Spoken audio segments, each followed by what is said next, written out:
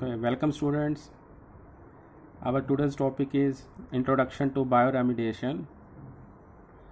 With the development, there is also the problem of increasing pollution in our environment. The pollution is getting increased in soil, water, air. We are dumping so many things to make our environment dirty and not for the living of human being. So there are several methods already in use to curb this problem of pollution. Generally, the high temperature incineration technique or the chemical decomposition method like dechlorination, UV oxidation, etc. is being used for reducing the volume of the pollutant in the nature. So question is this, that are these techniques or methods are effective? And answer will be surely yes, but only up to some extent. So there are certain drawbacks of using these methods which I described, because when we talk about the small scale, when we talk at the small scale level, these techniques appear to be very expensive. Second is that by using incineration technique, it leads to the release of certain particle into the environment, which may lead to the depletion of our ozone, or sometimes these soot like particle, they come back on the earth and then pollute other biomes. Okay, so for example, the release of the dioxin, if we incinerate or if we burn the plastics, the dioxins are released, which may cause cancer to the humans. So what should be the alternative of these techniques to remediate our environment? So in the recent year, a new technique which is known as the bioremediation has come into the existence, which has been proving safe for the environment. So what is this technique? What is bioremediation? So bioremediation, it is made up of two terms, bio plus remediation. Okay, so bio means living and remediate ka meaning hai to clean. So it is the intentional use of biological organism to degrade the environment pollutant. Okay, so these are used to solve environmental problem such as our contaminated soil or the groundwater. According to the EPA, bioremediation is a treatment that uses naturally occurring organisms to break down hazardous substances into less toxic or non-toxic substances.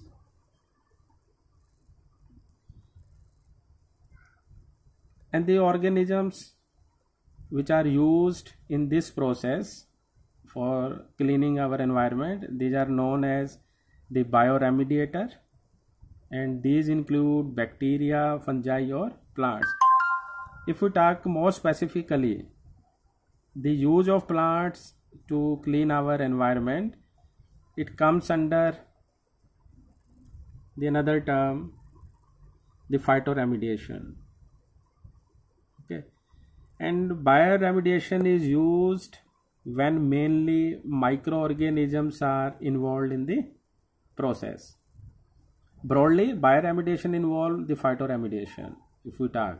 Okay, and the other name used for bioremediation are the biotreatment, bioreclamation, and biorestoration. So how bioremediation works?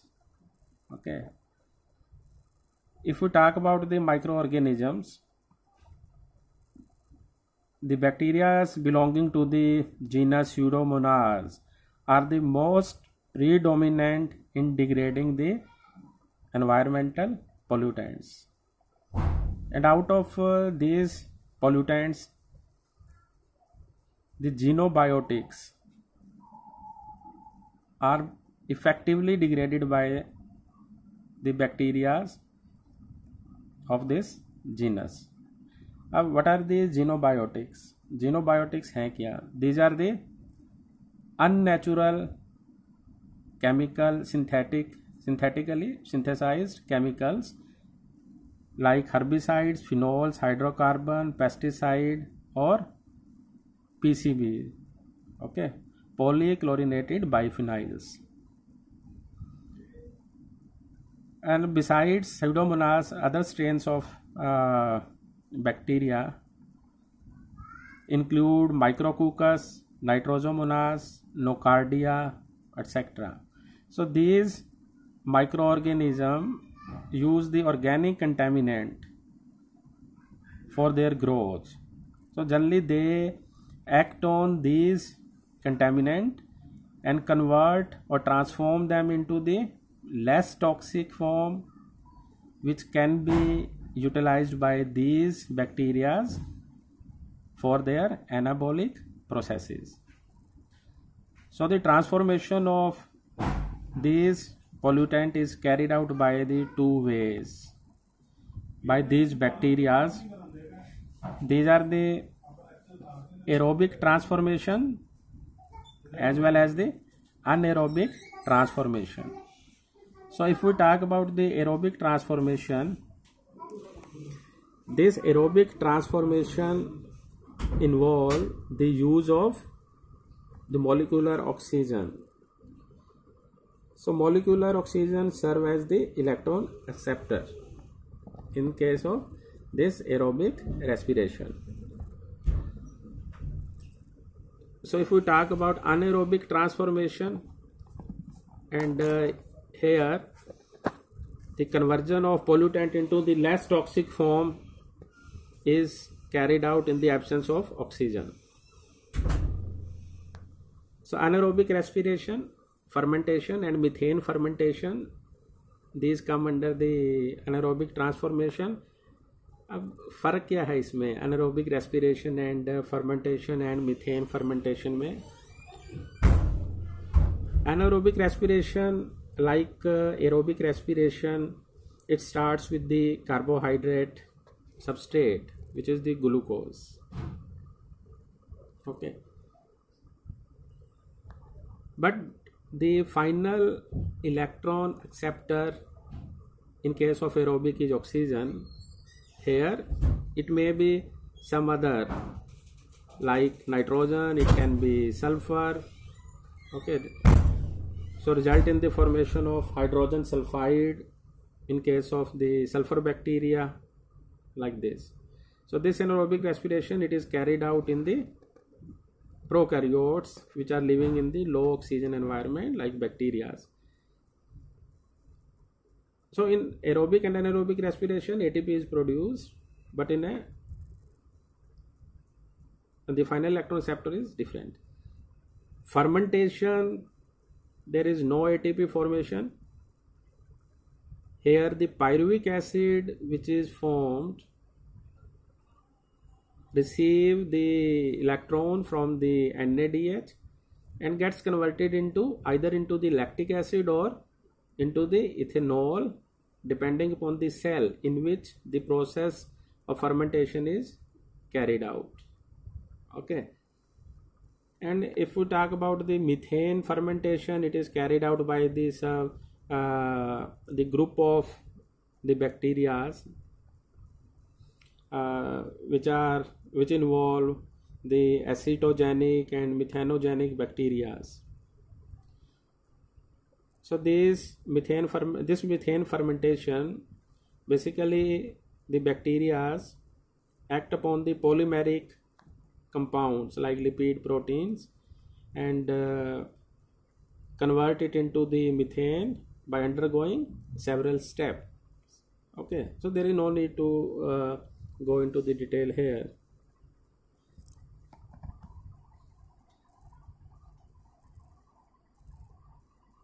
So what are the modes of microbial transformation? So how the bacteria they work upon the pollutant? Either the bacteria they degrade the pollutant. So degradation means ultimately there remain no pollutant. It get finally degraded. Okay. So ultimately no initial substrate exists. In mineralization there is the complete conversion of organic structure into the inorganic form, such as the carbon dioxide, water and or the chlorine ion, like this. In case of detoxification, the toxic compound get converted into the less toxic form, okay, which may prove less hazardous to the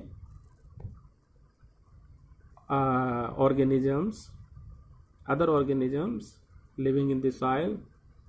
And then activation in this process, some toxic end products are produced. Okay.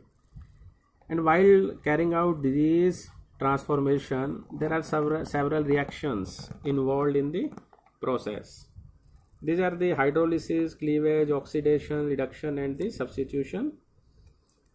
What is the hydrolysis? It is carried out outside the microbial cell by the exoenzymes. It is simply a cleavage of the organic compound by addition of the water. Okay, so cleavage, it is also the process of breaking complex into the simpler without addition of water. Then oxidation, it is carried out in the presence of oxygen, okay, to break the complex into the simpler.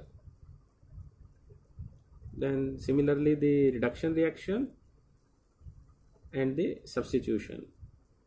Okay, here the one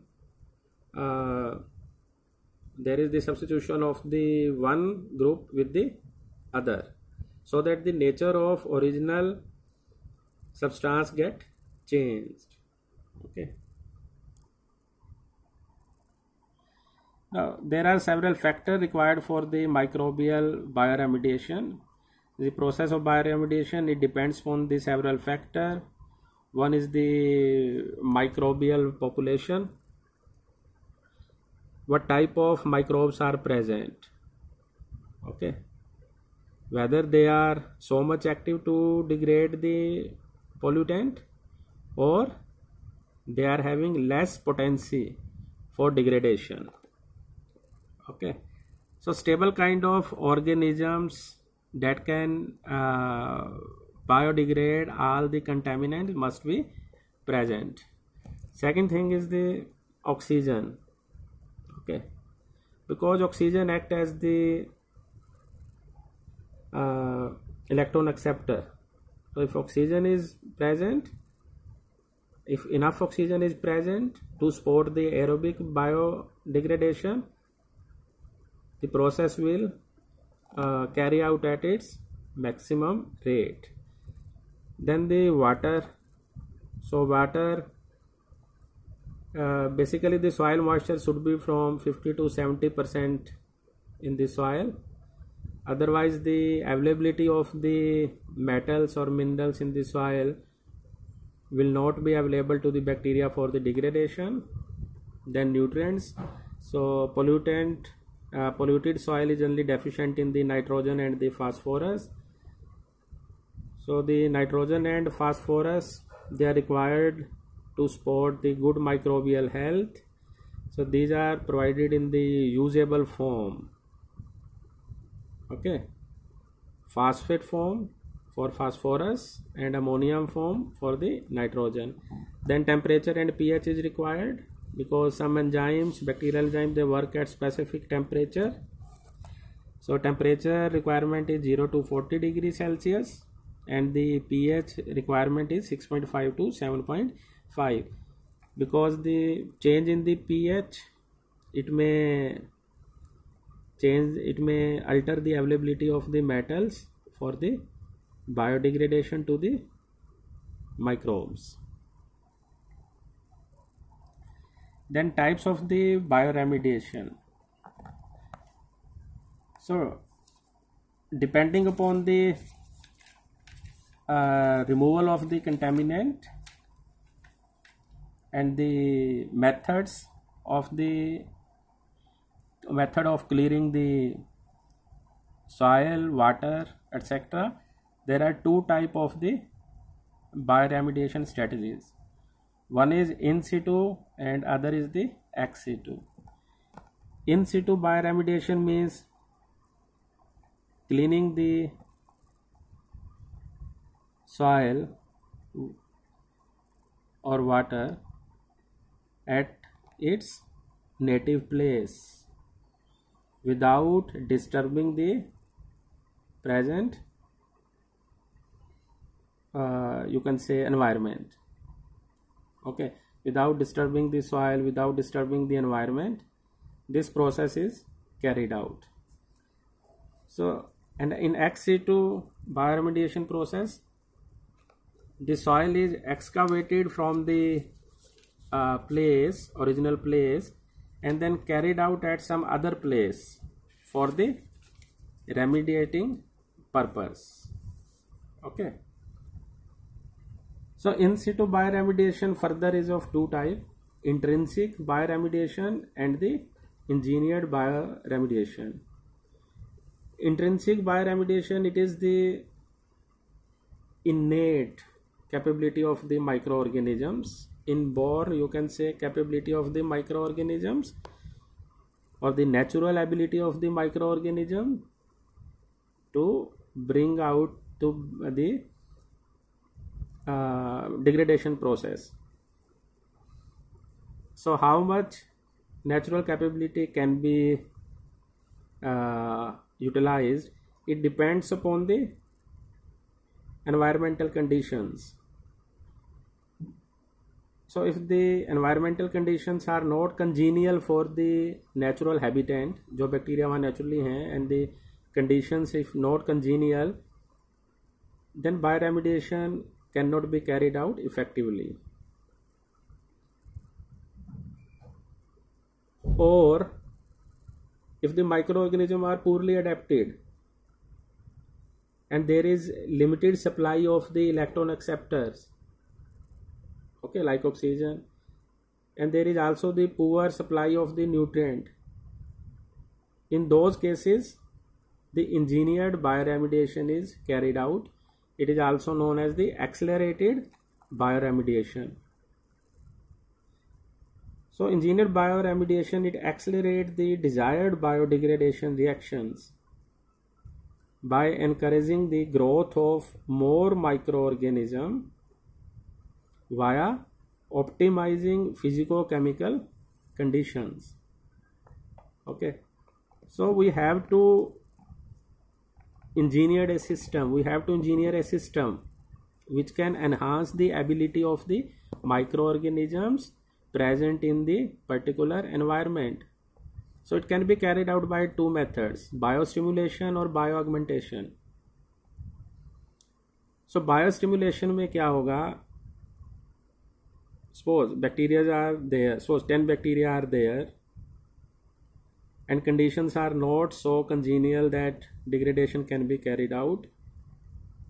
So artificially we provide oxygen, nutrient, to the that region, so that these bacteria get stimulated to carry out their function properly.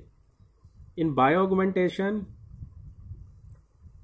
we do not remodify the conditions available in the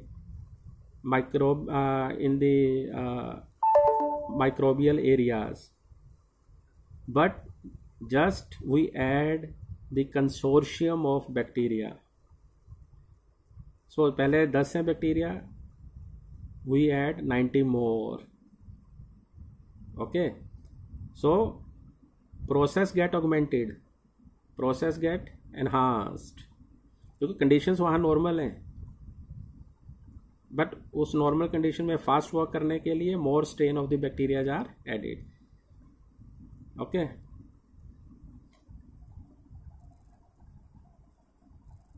so which approach is taken, अभी हमने पीछे किया, it depends upon the relationship between the type of contamination and the types of microorganism present at the contamination site.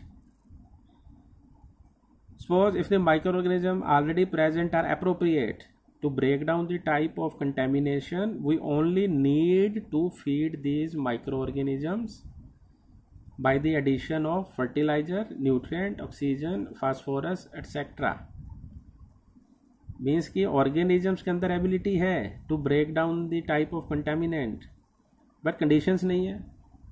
So just we have to feed these microorganism with the nutrient and the oxygen.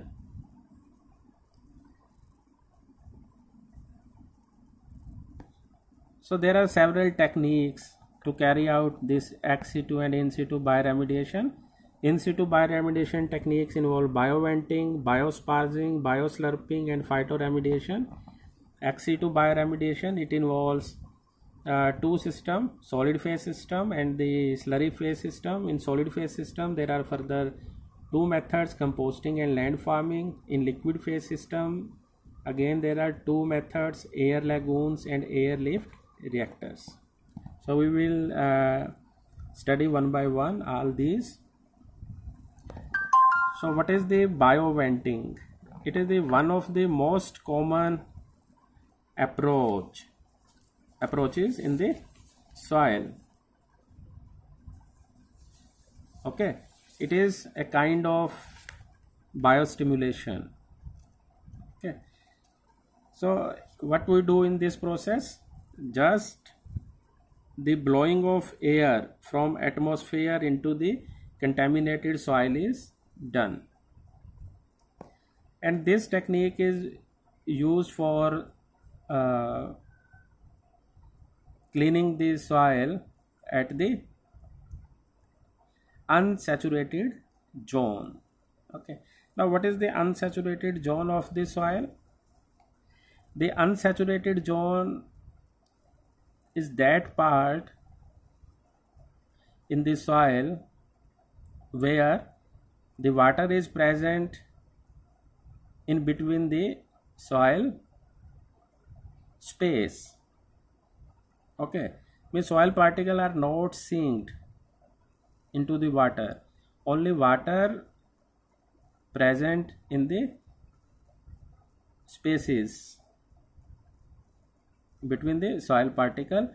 So that part is utilized for this bioventing process. Okay, so इसमें होता क्या है, firstly the injection wells are dug into the contaminated soil. Okay, so injection well in the diagrams you were seeing. Okay, there are the wells, injecting wells are dug, you can see here. Okay, air injection well. Okay, how many wells, how close together they go, how deep they are dug, all depend upon the factors affecting the rate of degradation. Okay, so कौन कौन से factor हुए? The type of contamination, type of soil, nutrient level, etc. So once all the injection wells are dug, an air blower is used to control the supply of air.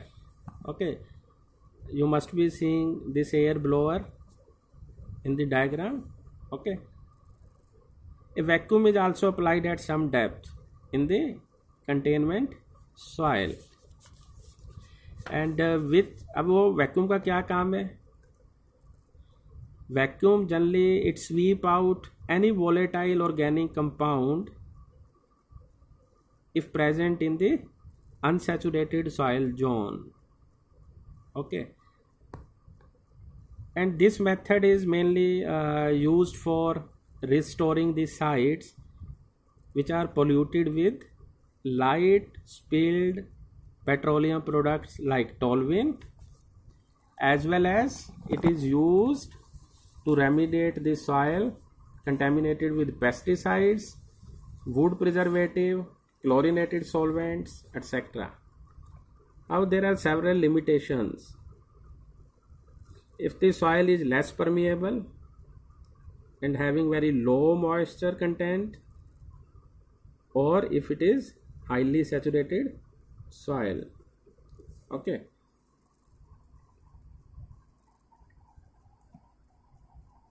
And the next method is biosparging. So it is like the bioventing method. It also involves the injection of the air under pressure below the water table to increase the groundwater oxygen concentration and enhance the rate of biological degradation of contaminant by the naturally occurring bacteria. So unlike bioventing process, this is here the air is injected in the saturated zone. Okay, air is injected into the saturated zone. What do you mean by the saturated zone? So this is, you will see here, the saturated zone is that zone of the soil which is saturated with the water. Means the soil particles, they are completely submerged in the water, or you can say this groundwater. So this is the saturated zone. So air is injected into this region. So what happens when air is injected at high pressure? It results in the conversion of saturated zone into the unsaturated zone. Okay, so at high pressure of the air, if the volatile compounds they are present in the groundwater, they start moving upward. So once they goes upward, volatile compounds, these are taken up by the vacuum pump. Okay, so in this method, along with air flow from the compressors, some nutrients are also fed to enhance the functioning of the bacteria, aerobic bacteria. Okay, and this method is generally recommended at the site which is impacted with the petroleum hydrocarbon, mid-weight petroleum hydrocarbons contaminants such as diesel, jet fuel, or the gasoline. Okay, and the third method is the bioslurping. So this method is also known as multi-phase extraction,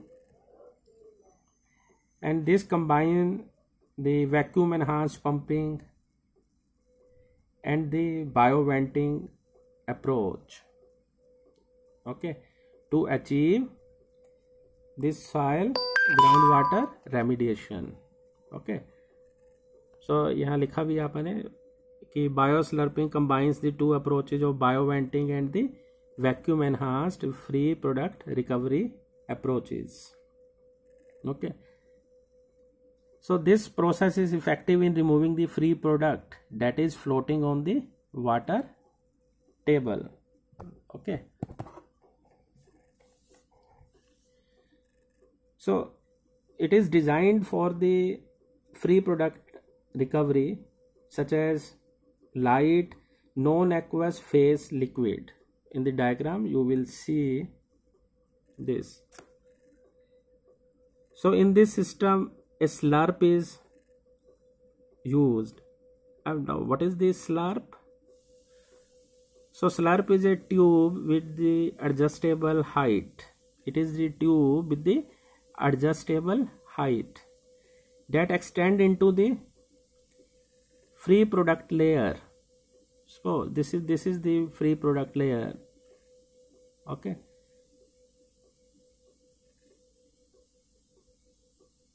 and this pipe, it draws up the liquid from this layer. Okay, this drop the liquid from this layer. किस तरह draw करती है? It is the similar manner of drawing the liquid from any vessel with the help of a straw. एक straw से जैसे हम पानी खींचते हैं ना, so in similar manner this slurp generally take up, okay, the free product from this.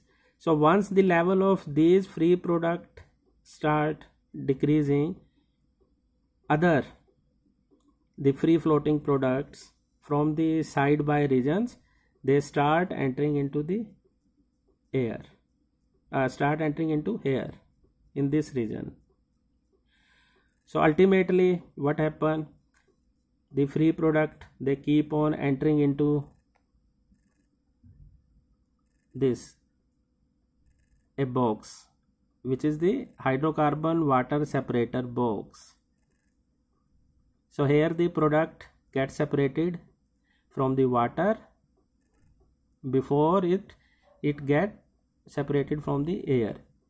So air water से product सारा निकल जाता है, and then water further goes for the treatment.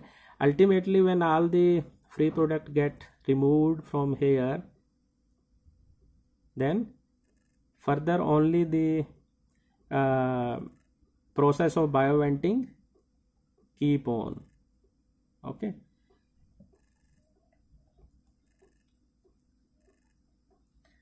and next method is the bioaugmentation. I have told you earlier what is this process. The addition of the microorganism, indigenous or exogenous, to the contaminated site. Okay, so nowadays some genetically engineered microbes are being used for bioremediation, and these genetically engineered microbes, GEMs, are also known as the superbugs. These were first produced in 1970 by Dr. Chakrabarty. So by combining the characteristic of the individual plasmids into a single one, like Superman superbug is there. So there are different strain of bacteria, because all these strain are not capable to degrade all the pollutant. So this is the plasmid in the bacteria which can degrade camphor. This is the plasmid which can degrade octane compounds. This is for xylene, okay, naphthalene, like this. Two plasmid strains, they were mixed to undergo conjugation, and the homologous recombination occur, and each strain is formed which can degrade both cam and oct. Here these can stay in one but cannot undergo recombination. When these two further conjugated, a new strain is formed which can degrade all the four pollutants. So these are the superbugs. These are now being used in the bioaugmentation process. Then next is the phytoremediation. It is the use of plant for accumulation, removal or conversion of pollutant. This topic we will deal in some another video lecture. So what are the advantages of in situ bioremediation? It is cost effective with minimal exposure to public or site personnel, and site of the bioremediation remain the minimal disrupted. And what are the disadvantages of in situ bioremediation? It is very time consuming process. Sites are directly exposed to environmental factors such as temperature, oxygen supply, etc. And the ability of the microbes to degrade the pollutant varies seasonally. So this is the part 1 of our lecture, and for ex situ bioremediation I will give you the another video lecture. Thank you.